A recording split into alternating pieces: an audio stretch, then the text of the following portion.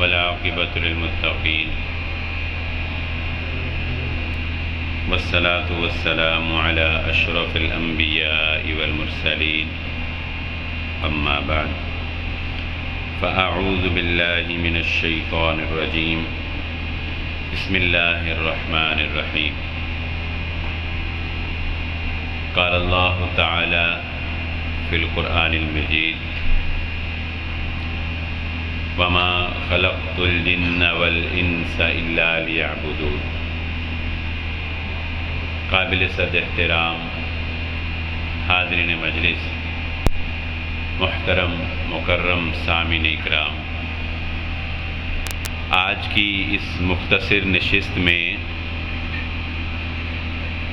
دو مثالیں آپ کو دینی اعتبار سے پیش کروں گا اور دو مثالیں دنیاوی اعتبار سے آپ کے سامنے پیش کروں گا، اور ہم یہ جانیں گے کہ شریعت کے اندر اعتبار کرنا، کسی پر اعتماد کرنا، کسی پر بھروسہ کرنا، یا انسان کا اپنا اعتماد اور اپنا وقار قائم رکھنا یہ کتنا ضروری ہے۔ یہ لفظ کہنے کو بہت آسان ہے، مگر اگر آپ رسول اللہ صلی اللہ علیہ وآلہ وسلم کے دین کی دعوت کو غور سے دیکھیں گے تو دین کا پہلا پیغام رسول اللہ صلی اللہ علیہ وآلہ وسلم نے اپنے اعتبار کی بنیاد پر پیش کیا۔ جب آپ نے پہاڑی پر چڑھ کر مکے والوں کو یہ کہا کہ بتاؤ، اگر میں تمہیں یہ کہوں کہ اس پہاڑ کے پیچھے ایک لشکر تم پر حملہ کرنے کے لیے تیار کھڑا ہے، بتاؤ مان لو گے کہ نہیں مانو؟ حالانکہ ایسا ممکن نہیں تھا کہ کوئی بڑا لشکر مکے کے سر آ جائے اور ان کو پتہ ہی نہ چلے، ایسا ممکن نہیں تھا، لیکن اعتبار اتنا تھا، یقین اتنا تھا آپ کی بات پر کہ سب نے کہا اگر آپ کہیں گے ہم مان لیں گے۔ اور یقین اور اعتبار ان کو یہ بھی تھا کہ محمد الرسول اللہ صلی اللہ علیہ وسلم جو کہہ رہے ہیں کہ میں آخری نبی ہوں تو یہ بھی سچ ہے، نہ ماننے کی وجوہات کچھ اور تھی۔ دوسری مثال، پہلی مثال یہ ہو گئی، دوسری مثال سمجھ لیجئے۔ اعتبار کی یہ انتہا آپ کو دنیا میں کہیں اور شاید نظر نہ آئے، اور وہ کیا کہ آپ اپنے اس دشمن پر جس کی آپ جان تک لے لینا چاہتے ہیں، بلکہ آپ اقدامات کر رہے ہیں کہ میں اس کو دنیا سے ختم کر دوں، اس کی جان لے لوں، لیکن اعتبار کا عالم یہ ہو کہ آپ اپنی امانت اس کے پاس رکھواتے ہوں، تو وہ بھی محمد الرسول اللہ صلی اللہ علیہ وسلم کی ذات۔ یعنی کافر ہی آپ کو شہید کرنے کے درپے تھے جب آپ کے گھر کا محاصرہ کیا، تو کیوں حضرت علی رضی اللہ تعالیٰ عنہ کو نبی صلی اللہ علیہ وسلم نے اپنے بستر پر سلایا کہ علی، میرے بعد لوگوں کی امانتیں جو میرے پاس ہیں وہ تم نے واپس کر کے آنی ہے، یہ میرا اعتبار ہے، یہ ختم نہیں ہونا چاہیے۔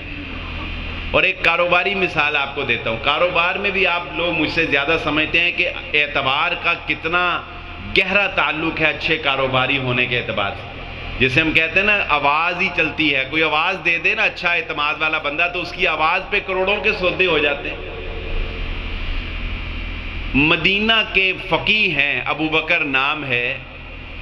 اصول یہ ہے، اصول شریعت کا یہ ہے کہ اگر ایک بند گٹھری ہے نا، بند گٹھری، یا سمجھ لے کہ ایک کنٹینر بند ہے، تو شریعت یہ کہتی ہے کہ آنکھیں بند کر کے بغیر دیکھے تم کنٹینر کے اندر مال کو دیکھے بغیر اس کا سودا نہیں کر سکتے۔ شریعت کہتی ہے دیکھ کے، مبہم چیز کا سودا نہیں ہوتا، دیکھ کے کرنا ہے۔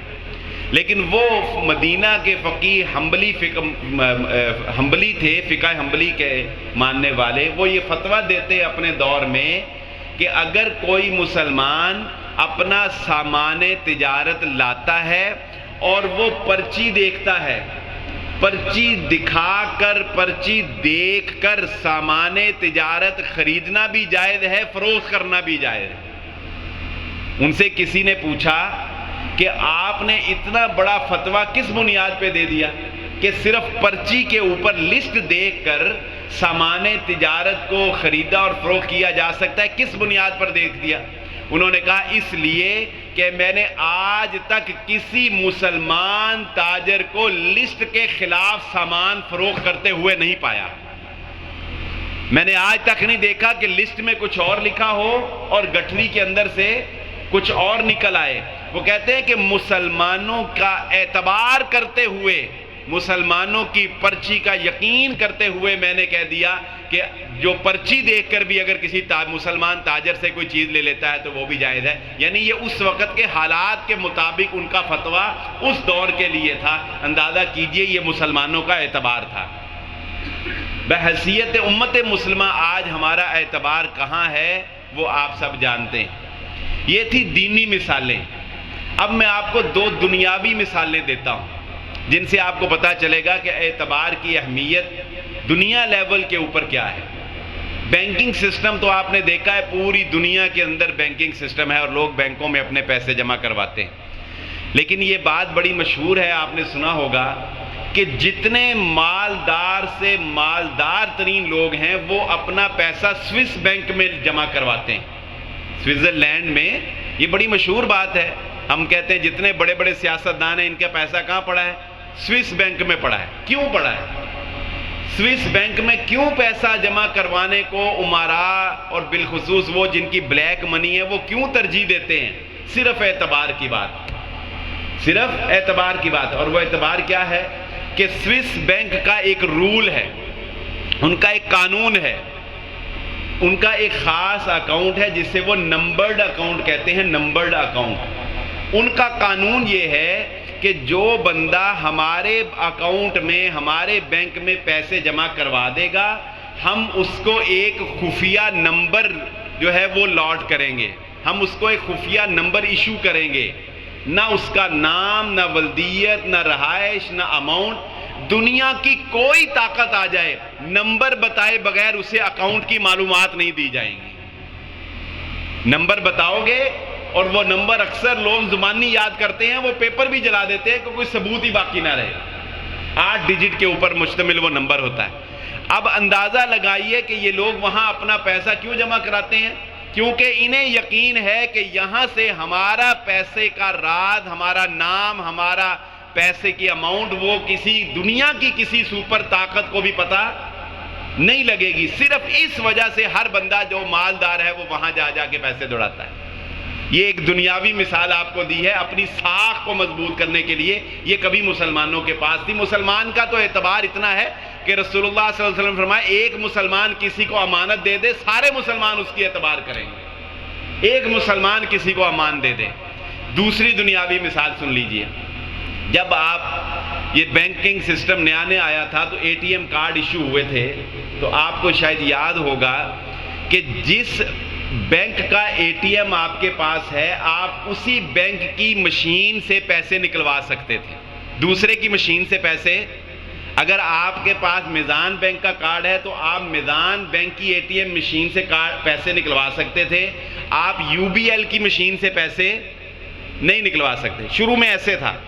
اچھا، پھر آپ کو ماسٹر کارڈ اور ویزا کارڈ ایشو ہوئے، اب آپ کسی بھی بینک کے مشین سے پیسے نکلوا سکتے ہیں۔ کیسے ہوا یہ کیسے ہوا؟ یہ ہوا صرف اعتبار کی وجہ سے، یہ صرف ہوا رازداری، راز کو راز رکھنے کی وجہ سے۔ اور وہ کیا؟